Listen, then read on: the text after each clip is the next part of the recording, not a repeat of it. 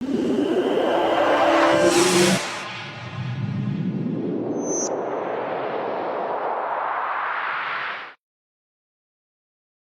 जयश्री में आपका स्वागत है। कैसे हैं आप सभी? आज हम देखने वाले नागेंद्र हनीमून। कहानी की शुरुआत में दो लोगों को भागते हुए देखते हैं। ऐसा लग रहा था कि जैसे कोई दोनों का पीछा कर रहा हो। काफी दूर तक भागने के बाद वे एक जगह जाकर रुक जाते हैं, क्योंकि जो इनका पीछा कर रहा था ना, वो इन दोनों को अब नहीं दिख रहा था। इन दोनों का नाम होता है सोमेन और नागेंद्र। अब ये दोनों किससे भाग रहे थे, क्यों भाग रहे थे, ये हमें आगे पता जाएगा, क्योंकि यहाँ से सीन सीधे जाता है कुछ समय पहले के टाइम पर। वैसे दोस्तों, मैं आपको बता दूं, ये टाइमलाइन है 1978 की। ये है बेचारी नागे की माँ, जो कि सुबह उठकर घर का सारा काम वगैरह निपटाने के बाद उसके लिए खाना बनाकर अपने काम पर चली जाती है। असल में नागेंद्र की माँ घर का पूरा खर्चा करने के लिए कई घरों में काम करती है। और बात करें इस नागेंद्र की, तो वो तो किसी निठल्ले की तरह घर पर पड़ा रहता है, मुफ्त की रोटियां तोड़ता है बस, और माँ को काम करना पड़ता है। उसका तो, इसके बेटे का तो कोई काम ही नहीं होता। सिर्फ दो ही काम है दोस्तों, पहला फ्री का बेहतरीन खाना और दूसरा दिन भर सोना। उसे तो घर से ज्यादा बाहर होटल का खाना पसंद होता है, इसलिए वह रोज घर की मुर्गियां चुरा कर उसके बदले होटल में खाना खा लेता था। खाना वगैरह खाने के बाद जब नागेंद्र सो रहा होता है, तभी देखता है कि उससे मिलने के लिए उसका खास दोस्त सोमेन आया है, जो कि गांव में दूध बेचने के साथ साथ नाटक वगैरह भी करता था। नाटक का मतलब दोस्तों, मतलब स्टेज शो। साथ ही साथ सोमेन एक और पार्ट टाइम काम भी करता था, वो है लोगों के रिश्ते देखना। मतलब वो कहता है कि आज मैंने जिसका रिश्ता करवाया था ना, उसके वहां पर दावत है, तुम चलोगे क्या? और दावत की बात हो और इसमें नागेंद्र ना जाए, ऐसा तो कभी हो ही नहीं सकता। फिर क्या था, नागेंद्र चल देता है सोमेन के साथ। वहां जाते वक्त रास्ते में नागेंद्र की मुलाकात जानकी नाम की लड़की से होती है, और इसी से दोस्तों उसकी शादी भी होने वाली होती है। लेकिन नागेंद्र शादी नहीं करना चाहता था, क्योंकि उसे पता है कि शादी के बाद जिम्मेदारियां भी आ जाती हैं। इसलिए वो साफ साफ जानकी से बोल देता है, मुझे कोई शादी वगैरह नहीं करनी। और इससे जानकी को काफी दुख होता है, लेकिन नागेंद्र को कोई परवाह ही नहीं होती कि कोई दुखी हो या कोई खुश हो। हालांकि नागेंद्र सोमेन के साथ आगे बढ़ जाता है, और सोमेन नागेंद्र के साथ खाना वगैरह खाने के बाद किसी और की बीवी के साथ रात को मिलने के लिए जाता है। और इस दौरान नागेंद्र का काम था बाहर खड़े होकर ये नजर रखना कि कहीं उस महिला का पति ना आ जाए, जिसके साथ सोमेन उसके घर में है। और ये सब कुछ होने के बाद दोनों वापस आ जाते हैं। फिर एक दिन सोमेंद्र नागेंद्र से बताता है कि मेरा एक पुराना दोस्त है पॉल्स, करीब 5 सालों बाद कुवैत से वापस आया है, काफी ज्यादा पैसा कमाकर वापस लौट रहा है। बस फिर क्या था, दोनों रात में ही पॉल से मिलने पहुंच जाते हैं, जो उन्हें बताता है कि तुम्हें पता है क्या, जब से मैं यहाँ पर आया हूँ बाहर से, और तब से मेरी जिंदगी बदल गई है। 2 बहनें थी, उनकी शादी करवा दी है, अब बस मैं भी शादी करके सेटल होना चाहता हूँ। पॉल सोमेन से कहता है कि गांव की लड़की रोजी है ना, उससे मेरी शादी की बात चला दो। इसके लिए सोमेन भी हाँ कर देता है। उसके बाद सोमेन तो दोस्तों अपने घर चला जाता है, और लेकिन पॉल्स को रात के टाइम मजे करने के लिए उसी महिला के पास भेज देते हैं, जिसके पास वो अक्सर जाया करता था। वही रात बात करें कि नागेंद्र की जो अक्सर वही काम था, बाहर रुक कर नजर रखना कि कहीं उस पर पति नजर ना आ जाए। इस जिस बात का डर था वही हो जाता है। पॉल जिसके साथ जहाँ था, उसका पति आखिर टाइम पे आ जाता है, और उसको ये भी पता चल जाता है कि उसकी बीवी के साथ कोई है। अब पास पकड़ा जाने वाला था, तो नागेंद्र ने उस महिला के पति की कार का शीशा पत्थर मारकर तोड़ देता है, जिससे होता यह है कि उसका ध्यान भटक जाता है। और इसी बीच नागेंद्र ने पॉल्स के साथ माँ से मौका पाकर भाग जाता है। अब यहाँ पर भाग, क्योंकि नागेंद्र ने पॉल्स की जान बचाई थी, तो वो कहता है कि तुम इसके बदले जो मांगोगे वो दूंगा। पॉल्स के काफी कहने के बाद नागेंद्र से कहता है कि मुझे तुम कुवैत भेज दो। यह सुनकर पॉल्स कहता है कि ठीक है, तुम्हें चिंता मत करो, हो जाएगा। सोमेन पॉल्स की रोजी से शादी करवा देता है। यह पॉल्स का प्लान था कि दहेज के पैसों से कपड़े का बिजनेस खोलेगा। अब ये कुवैत नहीं जाना चाहता था, लेकिन उसने नागेंद्र के जाने का पूरा इंतजाम कर दिया था।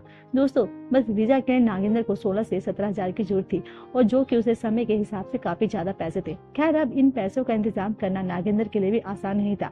उसकी माँ के पास भी इतने पैसे नहीं थे, इसलिए मुश्किल से देखकर सोमेन उसको एक आइडिया देता है कि तुम अपनी माँ की बात मानकर जानकी से शादी कर लो, बदले में तुम्हें दहेज मिलेगा ना, उस दहेज से तुम्हें पैसा मिलेगा, तो सारा काम हो जाएगा। नागेंद्र के सर पर पॉल्स की तरह कुवैत जाकर पैसे कमाने का बहुत सवार था, इसलिए वो जानकी से शादी कर लेता है। और मगर शादी के बाद उसे पता चलता है कि लड़की के घर से नागेंद्र की माँ ने एक फूटी कोड़ी तक नहीं दी थी, मतलब कि वह शादी बिना दहेज की हुई थी। और इस बात को लेकर नागेंद्र अपनी माँ को काफी उल्टा सीधा बोलकर घर से बाहर चला जाता है। और ये सब सुनकर जानकी बेचारी रो रही होती है।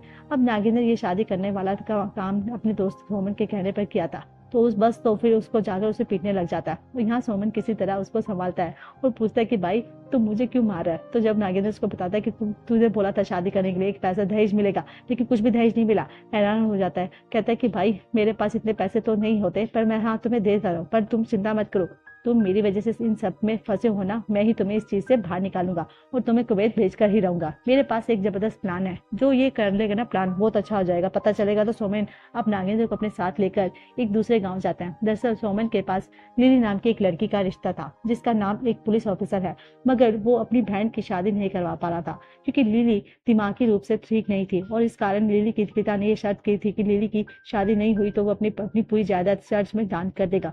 मगर लिली के पागलपन की वजह से कोई लड़का टिकता ही नहीं था। जो भी लिली के बारे में जानता था भागकर खड़ा हो जाता था।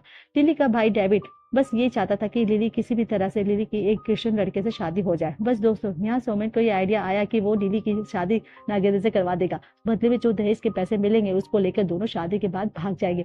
अब सोमेन नागेंद्र को इसके लिए मना लेता है और कहता है कि हमें किसी भी तरह तुम्हारे वीजा के लिए पैसे इकट्ठा करने होंगे।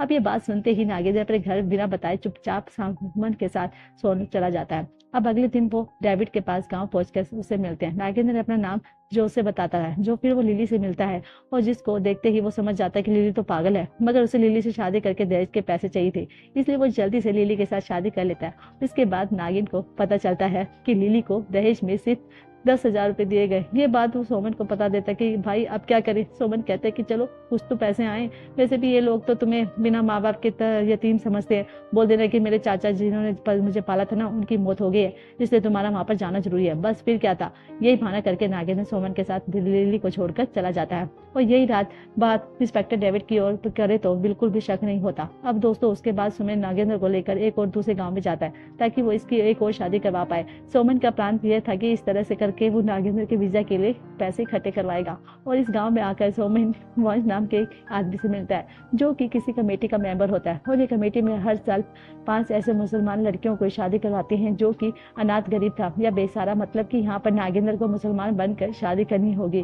और फिर बहुत सारे उसको पहनावे में उर्दू में साइन करने से लेकर सारी चीजें सिखा देता है। बदले में ये तो ये ब्लॉक वॉश करके जिसके लिए पैसे भी देते हैं। दरअसल इस शादी में हर लड़की की 2 सोने के सिक्के मिलने वाले थे, उन्हीं के पैसे नागेंद्र अहमद बनकर ये शादी कर रहा था। अब नागेंद्र देखता है कि उसकी शादी किसी सुल्ताना नाम की लड़की से होने वाली है तो वह पूरी तरह से डर जाता है। असल में नागेंद्र और सोमन इस गांव में आए थे तब उन्होंने सुल्ताना को देखा था। सुल्ताना तो मारने के लिए कोई भी कुछ गुंडों के साथ आया था तो उन सभी को ताना दे अकेले ने ही धूल चटा दी थी। तो दोस्तों अब तो कुछ भी नहीं हो सकता था, ना चाहते हुए नागेंद्र को शादी करनी ही पड़ती है। साथ ही सभी जोड़ों की फोटो भी खिंचवाई जाती है और नागेंद्र डरते हुए सुल्ताना के पास जाता है, जहाँ वो सुल्ताना से पूछ लेता है कि तुम यहाँ पर आए थे ना, तो तुम कुछ लोगों से लड़ते हुए हमने देखा था। तब वो बताते कि मेरी एक शादी पहले हो चुकी है और वो जो मुझसे मारने आया था ना मेरे पिछले पति का भाई था। सुल्ताना अपनी शादीशुदा जिंदगी में काफी खुश थी, मगर एक दिन उसने अपने पति को किसी गैर औरत के साथ देख लिया था, जिस कारण मियाँ बीवी में झगड़ा हो गया था और सुल्ताना के पति ने उस पर हाथ उठा दिया था। बात इतनी बढ़ गई थी कि सुल्ताना का पति गलती करने के बावजूद सुल्ताना का ही गला दबाकर उसको मारना चाहता था। वो इसके बदले अपनी जान बचाने की कोशिश सुल्ताना के पास पड़ी कैंची से अपने पति की हत्या कर दी, जिस कारण उसको जेल भी हो गई थी। ये सुनने के बाद बचाव के लिए हे भगवान, वो तो डर गया था। सुल्ताना को 5 साल में ही जेल से रिहा कर दिया गया था। वो आदमी जो सुल्ताना को मारने के लिए आया था वे अपने भाई की मौत का बदला लेने के लिए आया था। दोस्तों सुल्ताना नागेंद्र के साथ एक नई जिंदगी शुरू करना चाहती थी, पर नागेंद्र का प्लान तो आप जानते ही, सोने का सिक्का लेकर भागना था। सुल्ताना ने अपने पैसे अपने पास पर्स में रखे थे, नीचे रखे होते तकिए के, और जो सोने के सिक्के थे और उन्होंने ब्लाउज के अंदर रख दिए थे। अब रात में नागेंद्र को जब उसके सोने के बाद कुछ नहीं मिलता तो वह खाली हाथ भागने की सोचता है। तभी सुल्ताना करवट लेती है और एक सोने का सिक्का नीचे गिर जाता है और उस सोने के सिक्के को नागेंद्र उठा लेता है और वह दूसरा वाला सुल्ताना के लिए छोड़ देता है। मतलब कि यहाँ से भी नागेंद्र चुपचाप 9-2-11 हो जाता है। दूसरी तरफ डेविड को उसका पिता लिली के गलत लगता है, शादी करवाने के लिए कोस रहे होते हैं। तभी डेविड की बीबी उसे न्यूज़पेपर में नागेंद्र की फोटो दिखाती है, उसमें वह सुल्ताना के साथ शादी करके खड़ा हुआ था। अब डेविड बस किसी भी तरह नागेंद्र को पकड़ना चाहता था क्योंकि उसने एक पुलिस वाले को बेवकूफ बनाया था। बात करें तो नागेंद्र की, तो ये सोमन के साथ अब एक और दूसरी जगह पहुंच जाता है, सावित्री नाम की लड़की से शादी करने के लिए। सावित्री के घर वाले उसकी शादी जल्द से जल्द करवाना चाहते थे क्योंकि वो प्रेग्नेंट थी। बदले में सावित्री के पिता दहेज में अपनी बेटी को गहने भी दे रहे थे। बात कहते सावित्री की तो उसे एक लड़के से प्यार हो गया था, लेकिन उस लड़के ने सावित्री को धोखा देकर वहां से भाग गया था और सावित्री का साथ देना चाहता था, लेकिन वो छोड़कर भाग गया था उसको। फिलहाल नागेंद्र को इससे क्या लेना देना था, उसको तो चुपचाप सावित्री से शादी कर लेता है। और सोमन यहाँ पर भी नागेंद्र के साथ अपनी नाटक कंपनी के लिए कुछ लोगों के नागेंद्र के माता पिता बनाकर लेकर आया था, जो की शादी होते ही निकल जाते। अब यहाँ पर नागेंद्र को सावित्री के साथ एक रिवाज करके अगले दिन निकलना था, इसलिए वो शादी के बाद रात में ही निकलने का प्लान बना लेता है। सभी जेवर वगैरह लेकर चुपचाप से निकल रहा होता है, तभी अचानक से रास्ता भटक कर सावित्री के पास पहुंच जाता है, जो कि फांसी लगाकर मरने की कोशिश करी होती है। एंड उसे इसे मरने से बचाने के लिए नागेंद्र को ना चाहते हुए भी उसे अपना सच बनाता पड़ता है, जो कि सच को सुनकर सावित्री उसको घर से निकलने में मदद कर देती है। अब दोस्तों, जैसा कि हम जानते हैं कि नागेंद्र आधा माल छोड़ देता है, वैसा ही वह सावित्री से माफी मांगने के बाद उसके पिता के दिए हुए आधे गहने उसको लौटा देता है। वो साथ ही साथ कहता है कि मैं ये करना तो नहीं चाहता, लेकिन अपने सपने को पूरा करने के लिए मुझे ये सब करना पड़ेगा। उसके बाद वह सीधा सुमन के पास पहुंचता है, जो कि एक लॉज में रुका हुआ था। दोनों रात के समय इस लॉज के पैसे चुकाए बिना चुपचाप निकल जाते हैं। अगले दिन क्लास में दूसरी ओर डेविड वॉश को ढूंढ रहा होता है, जिससे डेविड को मारता है, तो वो सिर को बता देता है कि वो सोमन और नागेंद्र कहीं भाग गए हैं। अब अगली शादी करने के लिए सोमन और नागेंद्र पहुंच जाते हैं चंदन नाम की लड़की के साथ गांव में, जो कि गांव में खुलेआम धंधा करती थी। इसे गांव से निकालने के लिए गांव वालों ने पंचायत में फैसला लिया था कि चंदा की शादी किसी और से करवाकर उसके साथ चंदा को गांव से विदा कर देंगे। बस तो यहाँ पर पहुंचने के बाद अगले ही दिन चंदा के साथ नागेंद्र की शादी हो जाती है, लेकिन गांव वाले चाहते थे कि चंदा इसी गांव में 1 महीने तक रहे। इसी चंदा के साथ वह नागेंद्र को भी यहाँ पर कुछ दिन रुकने को कह देते हैं। बीते हुए समय के साथ जवान बूढ़ा हर कोई चंदा के पास आता था।